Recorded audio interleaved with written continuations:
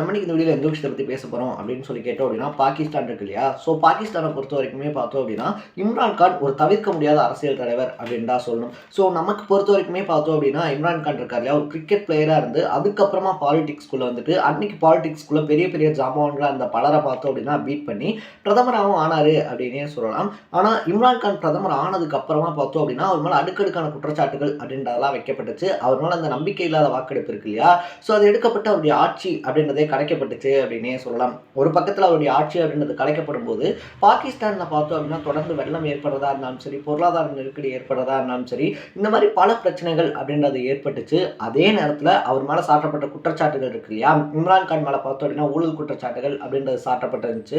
அவர் வந்துட்டு அவருக்கு கிஃப்டாக வந்த பொருட்கள் அப்படின்றத அரசு கருவூலத்துக்கு கொடுக்காம அவர் தனியாக வந்துட்டு வித்துட்டாரு அப்படின்னு சொல்லி வழக்கு போடப்பட்டுச்சு.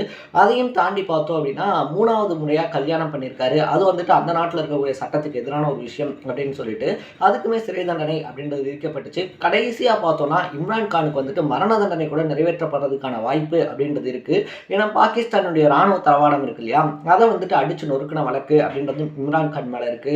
ஸோ இம்ரான்கான் தி எண்ட் அப்படின்னு சொல்லி எல்லாருமே பேசிக்கிட்டு இருக்கும்போது எண்ட் கார்டா எனக்கா அப்படின்னு சொல்லிட்டு மறுபடியும் பார்த்தோம் அப்படின்னா பாகிஸ்தானுடைய நாடாளுமன்ற தேர்தல் இருக்கு இல்லையா, அதில் இம்ரான்கானினுடைய கட்சி அப்படின்றது படுபயங்கரமான முன்னிலையில் இருக்கு அப்படின்னு சொல்லி சொல்லப்படுது. இம்ரான்கான் இருக்கார் இல்லையா, அவருடைய கட்சியான பிடிஐ பார்த்தோம் அப்படின்னா கிட்டத்தட்ட 90 இடங்களுக்கு மேலே முன்னிலை அப்படின்றதுல இருக்கு. இன்னொரு பக்கத்தில் பார்த்தோம்னா பாகிஸ்தானில் இதுக்கு முன்னாடி பிரதமராக இருந்த நவாஸ் ஷெரீப் இருக்கார் இல்லையா, அவருடைய கட்சி அப்படின்றது கிட்டத்தட்ட 70 இடங்களுக்கு மேலே முன்னிலை அப்படின்றதுல இருக்கு.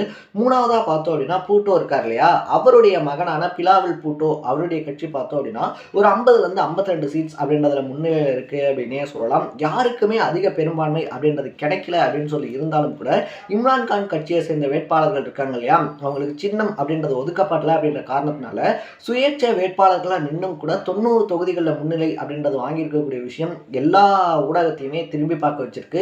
இன்னும் சொல்ல போனால் பிற நாட்டு தலைவர்கள் கூட இருப்பாங்க இல்லையா, என்னடா இப்படிலாம் நடக்குமா அப்படின்னு சொல்லி ஷாக் ஆகி பாகிஸ்தான் பக்கம் திரும்பி இருக்காங்க அப்படின்னே சொல்லலாம்.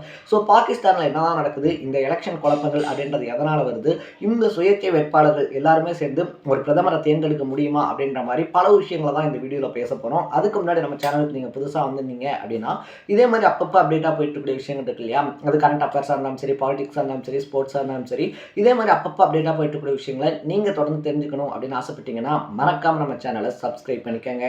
ஸோ ஃபர்ஸ்ட் ஆஃப் ஆல் பாகிஸ்தானை பொறுத்த வரைக்குமே பார்த்தோம் அப்படின்னா பாகிஸ்தானில் ஒட்டுமொத்தமாக 336 தொகுதி அப்படின்றது இருக்குது. இந்த 336 தொகுதியில் பார்த்தோம் அப்படின்னா 60 தொகுதிகள் பெண்களுக்கு அப்படின்னு சொல்லி ஒதுக்கப்படுது. அது மட்டும் இல்லாமல் 10 தொகுதிகள் பார்த்தோம் அப்படின்னா சிறுபான்மை பிரிவினர் இருக்காங்க இல்லையா, அவங்களுக்கு அப்படின்னு சொல்லி ஒதுக்கப்படுது.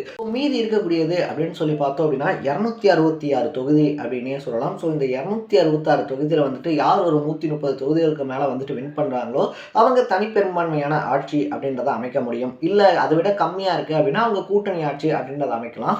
ஆனால் பாகிஸ்தானை பொறுத்த வரைக்குமே பார்த்தோம் அப்படின்னா இம்ரான்கான் மேலே அடுத்தடுத்த குற்றச்சாட்டுகள் அப்படின்றது இருந்ததுனால இந்த டைம் எலெக்ஷனில் யார் வந்துட்டு வின் பண்ண போகிறா அப்படின்னு எக்கச்சக்கமான எதிர்பார்ப்பு அப்படின்றது இருந்துச்சு. அதுக்கேற்ற மாதிரியே பார்த்தோம் அப்படின்னா லாஸ்ட் தேர்ஸ்டே இருக்கு இல்லையா, வியாழக்கிழமை இன்னைக்கு இந்த எலெக்ஷன் அப்படின்றது படுபயங்கரமாக நடந்துச்சு.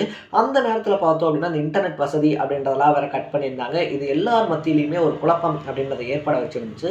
இன்னும் சொல்ல போனால் இம்ரான்கான் ஜெயிக்கிறத வந்துட்டு நவாஸ் ஷெரீப் இருக்கார் இல்லையா, அவருடைய கட்சியை சார்ந்தவர்கள் தடுக்கணும் அப்படின்னு சொல்லிட்டு தான் இந்த இணையதள சேவை அப்படின்றது முடக்கப்பட்டிருக்கு. அது மட்டும் இல்லாமல் இதையும் தாண்டியுமே பல பேர் இம்ரான்கானுக்கு ஓட் அப்படின்றது பண்ணியிருக்காங்க. இதை தடுத்து நிறுத்துற மாதிரியுமே பல சூழ்ச்சிகள் நடக்குது அப்படின்னு சொல்லிட்டு தொடர்ந்து பேசப்பட்டுச்சு பாகிஸ்தான் ஊடகங்களில். பாகிஸ்தானை பொறுத்த வரைக்குமே ஒரு ரூல் என்ன அப்படின்னா எலெக்ஷன் நடந்து முடிக்குது அப்படின்ற பட்சத்தில் 14 நாளுக்குள்ள ரிசல்ட் அப்படின்றத வெளியிடணும். ஸோ அந்த ஓட்டு எண்ணிக்கை அப்படின்றது என்ன ஆரம்பிக்கப்பட்டுச்சு, இன்னும் தெளிவான முடிவு அப்படின்றது வெளிவரல அப்படின்னாலும் கூட இம்ரான்கானினுடைய கட்சி இருக்கு இல்லையா, அது தொடர்ந்து முன்னிலையில் இருக்குது அப்படின்னு சொல்லி சொல்கிறாங்க. ஸோ இம்ரான்கான் மேலே அடுத்தடுத்த குற்றச்சாட்டுகள் அப்படின்றதெல்லாம் இருந்துச்சு. ராணுவ தளவாடத்தை அடித்து நொடுக்கின ஒரு கேஸ் அப்படின்றதெல்லாம் இருந்துச்சு. ஸோ இந்த மாதிரி பல கேசஸ் அப்படின்றது அவர் பேரில் இருந்தாலும் கூட அது எல்லாத்தையுமே தாண்டி இம்ரான்கானினுடைய கட்சி அப்படின்றது வந்துட்டு படு பயங்கரமான முன்னிலையில் இருக்குது. ஒரு பக்கம் எல்லாத்தையுமே ஷாக் ஆயிருக்கு. ஆனால் இன்னொரு பக்கத்தில் பார்த்தோம் அப்படின்னா நவாஸ் ஷெரீப் இருக்கார் இல்லையா, நவாஸ் ஷெரீப்பை பொறுத்த வரைக்குமே அவர் நான் வந்துட்டு ஒரு ரொம்ப பெரிய கட்சியாக உருவெடுத்திருக்கேன், ஒரு ரொம்ப பெரிய மாற்றத்துக்கான வழி அப்படின்றத போட்டிருக்கேன். ஸோ எனக்கு பொறுத்த வரைக்குமே பார்த்தோம் அப்படின்னா மற்ற கட்சிகள் ஆதரவு அப்படின்றத தரணும் அப்படின்னு சொல்லியிருக்காரு. ஸோ இது ஒரு விதமான குழப்பம் அப்படின்றத ஏற்படுத்தியிருக்கு. ஏன்னா நம்ம முன்னாடியே சொன்ன மாதிரி பிடிஐ கட்சியை சார்ந்தவங்க இருக்காங்க இல்லையா, அதாவது இம்ரான்கான் கட்சியை சார்ந்தவங்க பார்த்தோம் அப்படின்னா அவங்களுக்கு சின்னம் ஒதுக்கப்படலை அப்படின்ற காரணத்தினால சுயேட்சை வேட்பாளர்களாக தான் நின்னாங்க. ஆனால் சுயேட்சை வேட்பாளர்களாக நின்று அவங்க பல தொகுதிகளில் முன்னிலையில் இருந்தாலும் கூட அவங்க சுயேட்சை வேட்பாளர்களாக வின் பண்ணி வராங்க அப்படின்ற பட்சத்தில் இந்த ஓட் போடுறாங்க இல்லையா, ஓட் போடுற மிஷினில் இருக்கக்கூடிய கட்சிகளில் ஏதாவது ஒரு கட்சிகளில் தான் அவங்க சேர முடியும். ஏன்னா அவங்க சுயேட்சை வேட்பாளர்கள். ஆனால் பிடிஐ பார்த்தோம் அப்படின்னா அந்த ஓட் மிஷினில் இருக்கக்கூடிய அந்த கட்சி சின்னங்களுக்கான பட்டியலில் இல்லை. ஸோ பிடிஐ கட்சியில் அவங்க சேர முடியாது அப்படின்ற ரீசனால இப்போ இந்த சுயேட்சை வேட்பாளர்கள்லாம் என்ன பண்ண போகிறாங்க அப்படின்னு ஒரு கொஸ்டின் வந்திருக்கு. ஒரு பக்கத்தில் பார்த்தோம் அப்படின்னா நவாஸ் ஷெரீஃபினுடைய கட்சி இருக்கு இல்லையா, அவங்க வந்துட்டு நாங்கள் இனிமேல் புதிய ஆட்சி அப்படின்றத கொடுப்போம் அப்படின்னு சொல்லி பிடிஐ கட்சியை சார்ந்த சுயேட்சை வேட்பாளர்கள் கிட்ட பேச்சுவார்த்தை அப்படின்றத நடத்த ஆரம்பிச்சிருக்காங்க. இன்னொரு பக்கத்தில் பார்த்தோம் அப்படின்னா பூட்டானுடைய மகனான பிலாவல் பூட்டோ இருக்கார் இல்லையா, அவரும் இந்த கூட்டணி அப்படின்றதுக்கு அழைப்பு விடுத்திருக்காரு அப்படின்னு தான் சொல்லணும். ஸோ இப்படி ஒரு பரபரப்பான சுச்சுவேஷன் அப்படின்றத போய்கிட்டு இருக்கும்போது இந்த சுயேட்சை வேட்பாளர்கள் எல்லாருமே சேர்ந்து யார் வந்துட்டு பிரதமராக வர முடியும் அப்படின்னு சொல்லி சூஸ் பண்ண முடியுமா அப்படின்னு கேட்டோம்னா அதுக்குமே வாய்ப்பு இருக்குது அப்படின்னு சொல்கிறாங்க.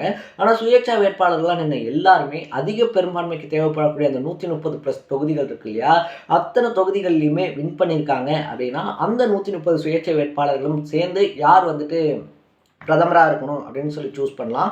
இன்கேஸ் அப்படி முடியல அப்படின்னா வேறு ஏதாவது ஒரு கட்சிக்கு அவங்களுடைய சப்போர்ட் அப்படின்றத வழங்குறது மூலியமாக தான் பார்த்தோன்னா ஒரு புதிய பிரதமரை தேர்ந்தெடுக்க முடியும் அப்படின்ற இக்கட்டான சூழ்நிலை இருக்குது. இதுக்கு மத்தியில் இம்ரான்கான் இருக்கார் இல்லையா, அவர் ஜெயிலில் வேறு இருக்கார் அப்படின்றதுனால பாகிஸ்தான் அரசியல் அடுத்து எப்படி நகரப்போகுது அப்படின்னு சொல்லிட்டு ரொம்ப பெரிய பரபரப்பு கிளம்பியிருக்கு அப்படின்னே சொல்லலாம். ஸோ இன்னும் 1-2 நாளில் பார்த்தோம் அப்படின்னா பாகிஸ்தான் அரசியல் ஒரு தெளிவான நிலைமைக்கு வந்துடும் அப்படின்னு சொல்லி நினைக்கிறாங்க. அப்படி தெளிவான நிலைமைக்கு வந்தால் தான் அவங்களால அடுத்த கட்டத்தை நோக்கி நகர முடியும் அப்படின்றதுனால இது ரொம்பவே இம்பார்ட்டண்டான ஒரு விஷயமா பார்க்கப்படுது அப்படின்னு சொல்லலாம். ஸோ நீங்கள் இந்த விஷயத்தை பற்றி என்ன நினைக்கிறீங்க அப்படின்றத கமெண்ட் செக்ஷனில் பதிவு பண்ணிட்டு இதே மாதிரி அப்பப்போ அப்டேட்டாக போயிட்டு இருக்கக்கூடிய விஷயங்கள் இருக்கு இல்லையா, அது கரண்ட் அஃபேர்ஸாக இருந்தாலும் சரி, பாலிடிக்ஸாக இருந்தாலும் சரி, ஸ்போர்ட்ஸாக இருந்தாலும் சரி, இதே மாதிரி அப்பப்போ அப்டேட்டாக போயிட்டு இருக்கக்கூடிய விஷயங்களை நீங்கள் தொடர்ந்து தெரிஞ்சுக்கணும் அப்படின்னு ஆசைப்பட்டீங்கன்னா மறக்காமல் நம்ம சேனலை சப்ஸ்கிரைப் பண்ணிக்கோங்க.